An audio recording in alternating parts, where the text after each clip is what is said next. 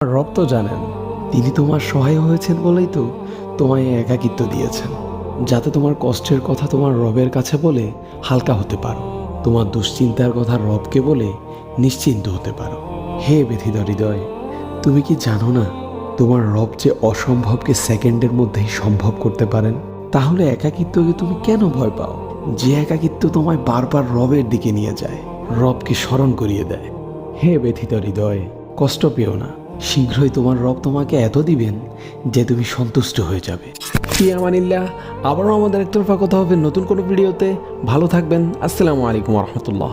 আমাদের ভিডিওগুলো YouTube, Facebook, Instagram যে কোনো প্ল্যাটফর্মে পেতে আমাদের পেজ এবং চ্যানেলে চোখ রাখতে পারেন। লিঙ্ক বায়োতে দেওয়া থাকবে। আর যদি লিঙ্ক খুঁজে না পান তাহলে সার্চ করে ফেলুন দ্য স্টার অফ নলেজ।